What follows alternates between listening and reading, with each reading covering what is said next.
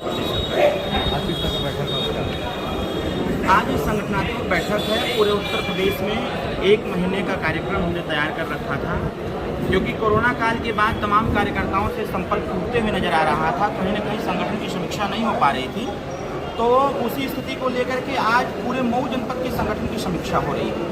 और समीक्षा के दौरान माननीय नेताजी श्री ओम प्रकाश राजभर जी की जो सोच है, जो वर्तमान में माहौल बना हुआ है, वो माहौल सरकार के प्रति क्या है, सरकार के विपरीत क्या है, आज इन सारी चीज़ों को कार्यकर्ताओं को अवगत कराया जाएगा और ये स्पष्ट जानकारी दी जाएगी कि माननीय नेताजी की जो विचारधारा है, जो उनकी सोच है 2022 चुनाव को लेकर के, उसको जन जन तक पहुँचावें और पहुँचा करके अपने पक्ष में मतदान करने के लिए लोग प्रेरित करें, लोगों को उत्साहित करें, लोगों को जागरूक करें कि जो वर्तमान की सरकार है वो लगातार 4.5 साल से जिस प्रकार से जनता के साथ धोखा दे रही है, जनता को गुमराह कर रही है, इनकी सच्चाई बताने की आवश्यकता है।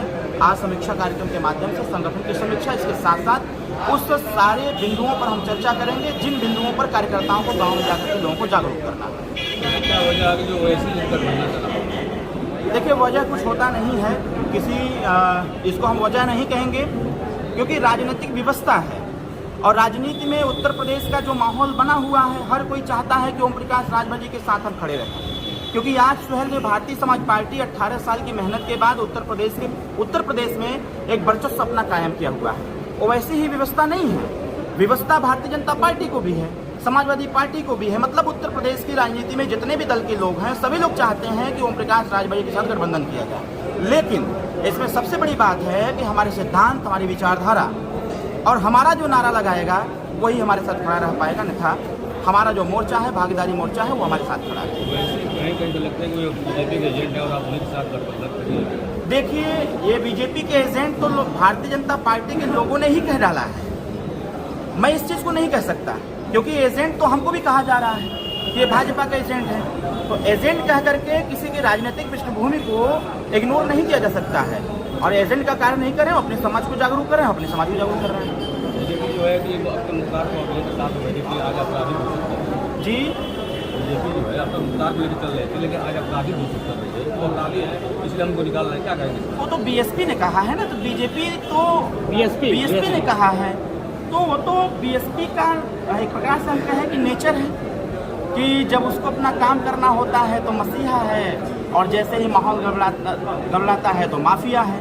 माननीय मुख्तार अंसारी साहब यही के विधायक हैं और लगातार 5 बार से हैं। तो अगर उनको मायावती जी को समझ में आता है कि माफिया है, भाजपा को समझ आता है माफिया है, तो लोकतंत्र है। लोकतंत्र में किसी का हाथ पकड़ करके बटन नहीं दबाया जा सकता है। जनता उनको चाहती है, इसलिए विधायक बनाती है। जो जनप्रतिनिधि हो जाता है वो माफिया नहीं कहा जाता। कहीं आपकी पार्टी को दावत दे रही है? दावत क्यों नहीं देंगे? नेता हैं वो, विधानसभा के हमारे सदस्य हैं और विधायक भी हैं। तो हम तो चाहेंगे कि मेरा दल मजबूत हो। देखिए, कोई टैग नहीं लगा हुआ है। वो मामला जब कोर्ट में तो अभी तक नहीं कहा है कि ये माफिया है, अपराधी है, गुंडा है, जो कुछ भी है। जिस दिन कोर्ट कह देगा कि हाँ ये माफिया है, गुंडा है, अपराधी, उस दिन हम स्वीकार कर लेंगे, फिर विचार करेंगे। एकदम देगा। अगर लड़ना चाहेंगे तो सबसे पहला टिकट उन्हीं का फाइनल करेगा।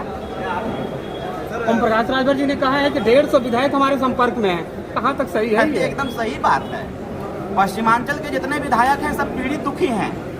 2018 में मैं 98 विधायकों को लाइन अप 9 पे किया हुआ था।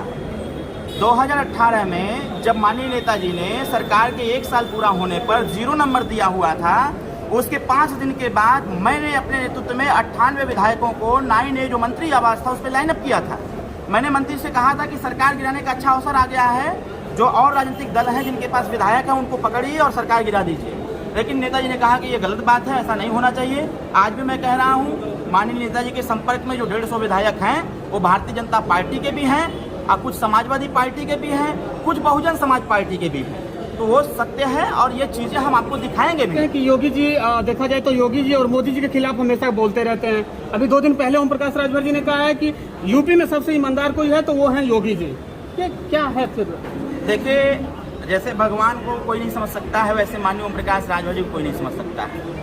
क्योंकि ओम प्रकाश राजभर एक विचारधारा है, ओम प्रकाश राजभर एक सोच है। नेताजी हमेशा स्पष्ट और साफ बोलते हैं और नेताजी सिद्धांतवादी हैं। उन्होंने योगी जी को इसलिए कहा कि योगी जी ईमानदार हैं, लेकिन योगी जी की सरकार में सारे अधिकारी भ्रष्ट हैं। उन्होंने योगी जी को ईमानदार बोला है, उनकी सरकार को नहीं।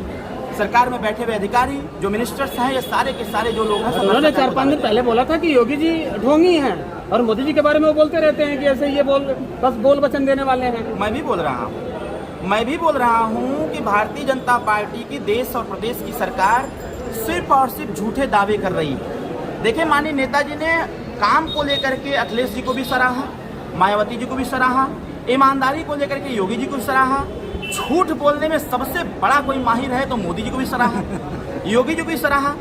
मतलब कुल मिला करके ओम प्रकाश राजभर जी से जिस प्रकार के प्रश्न किए जाते हैं उसका उत्तर उसी प्रकार से। मतलब आपको लगता है कि राजनीति में झूठ बोलने वालों का बोलबाला है? एकदम है। 15 लाख बोला गया 14 में, आज 2021 हो गया, पता नहीं किसके खाते में आया। मतलब ये झूठ बोलने वाले 2 करोड़ रोजगार देने की, नौकरी देने की बात कही गई थी, पता नहीं कितने लोगों को दिया गया, आज तक नहीं सुनने आया। तो झूठ बोलने वाले जो राजनेता हैं ये कहीं ना कहीं जनता को गुमराह करते हैं, उनको भ्रमित करने का काम करते हैं। आपके कहने का मतलब ये है? मैं स्पष्ट और साफ शब्दों में कहना चाहता हूँ कि उत्तर प्रदेश और देश की सरकार बनाने के लिए जनता किस प्रकार से क्या कहने से हमको मतदान करेगी, नेता उसका प्रयोग करता है।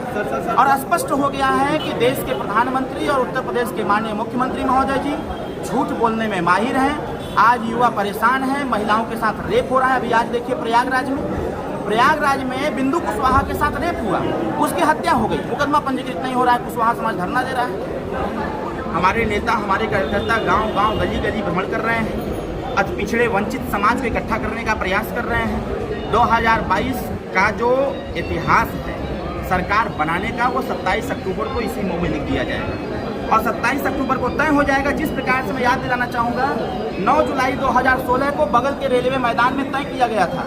भारतीय जनता पार्टी के अध्यक्ष अमित शाह जी आए थे और उसी दिन घोषणा हो गया था कि अब यूपी में भाजपा की सरकार बनेगी। उसी प्रकार से 27 अक्टूबर 2021 को मऊ के हल्दरपुर में यह तय कर दिया जाएगा कि 2022 की सरकार किसकी बनेगी।